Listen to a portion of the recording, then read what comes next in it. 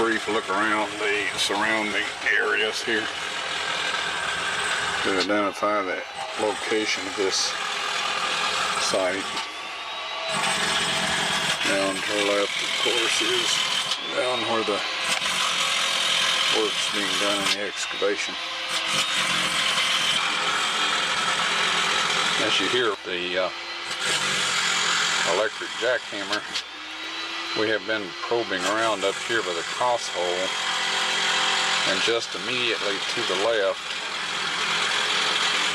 of the film container you see some dark pigmented material.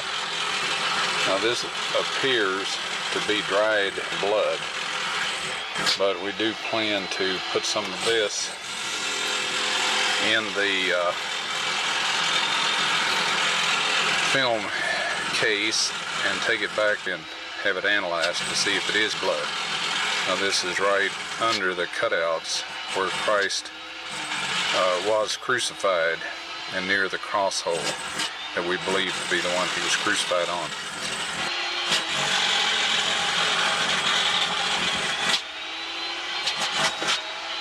There, right at the very tip of the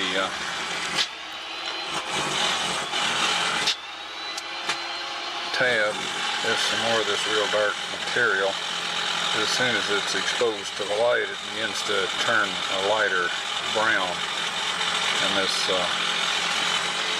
is typical of very old blood.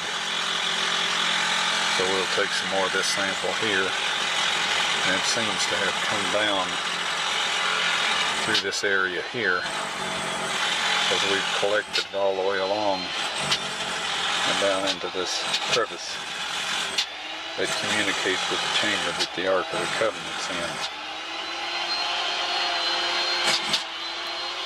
It comes right down through here and down this way and around through a crack right in here and down through this area.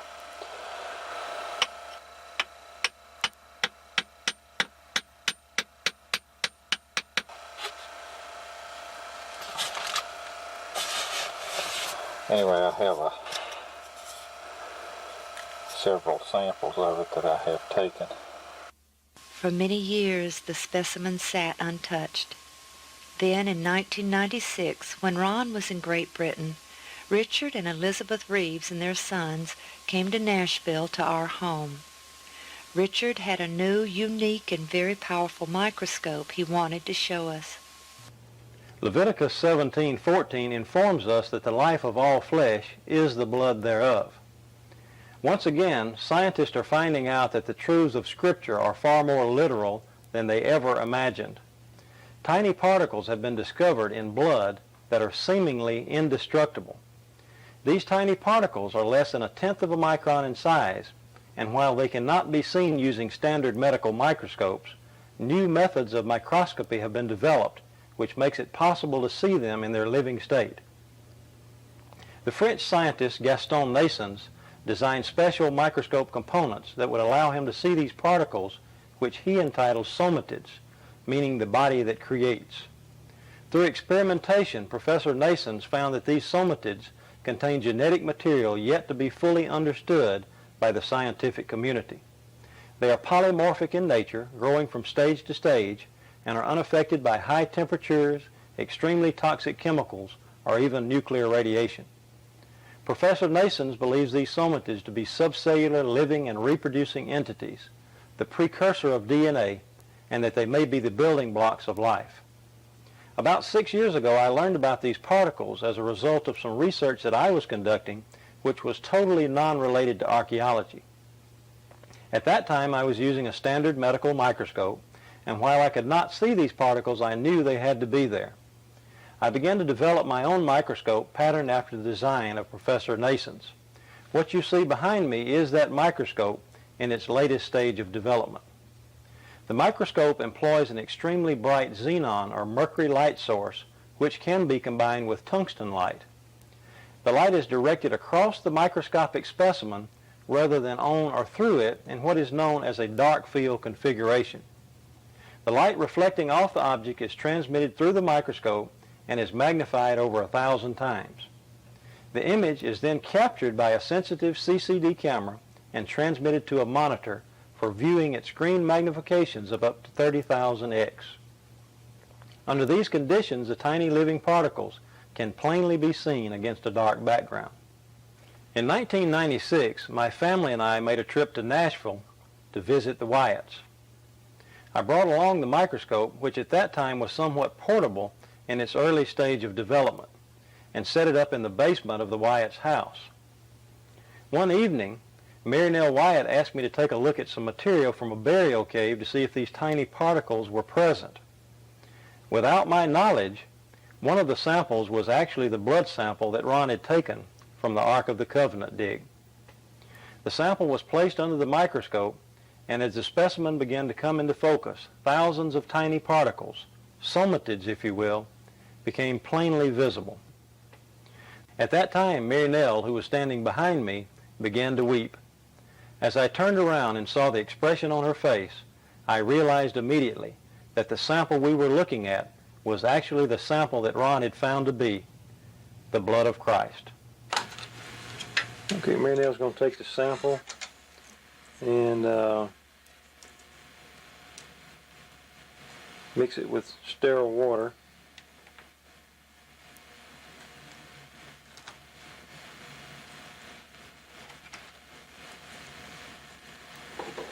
And a test tube there that we've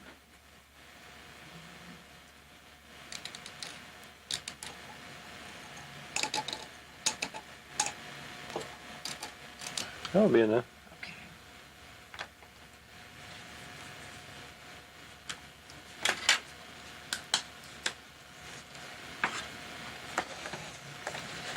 And she's going to take some sterile water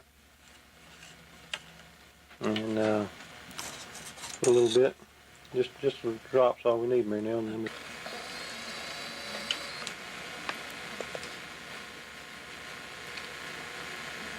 Okay, so now that we've got the sample on the slide, we'll go ahead and focus into the sample and see what comes up on the screen here.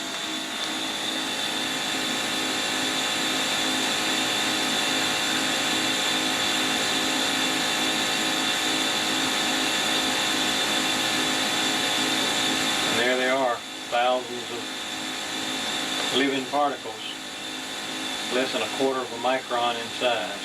The spores are maybe a half micron, and but most of those little particles that you're looking at is 17,000 x, magnified on the screen 17,000 times. You know, in the Bible it tells us that the life is in the blood, and there's little living particles that most people are unaware that are there.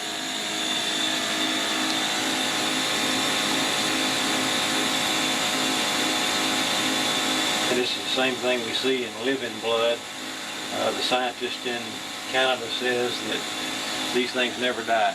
The blood may dry up, but these things, he says, they're indestructible, and he says they are the basis of life.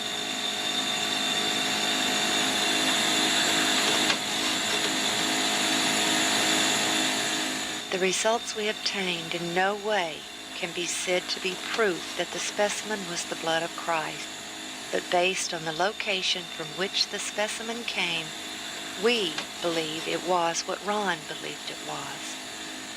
Years earlier, Ron had taken a blood specimen from the lid of the case which contained the Ark of the Covenant. The blood of Christ is only dried out, folks. It's not dead. When we rehydrated it with normal saline, 72 hours at body temperature with slight, very gentle swirling, and put the white blood cells in a growth medium, 48 hours later, we did a chromosome count. I didn't. This was in Israel. It has 24 chromosomes only. All of us here have 46. Unless, there's a couple of genetic anomalies that make that different.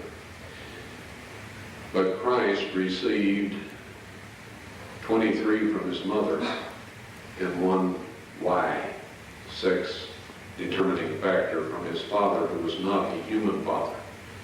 Because had he received that from a human father, it would have been accompanied by 22 autosomes.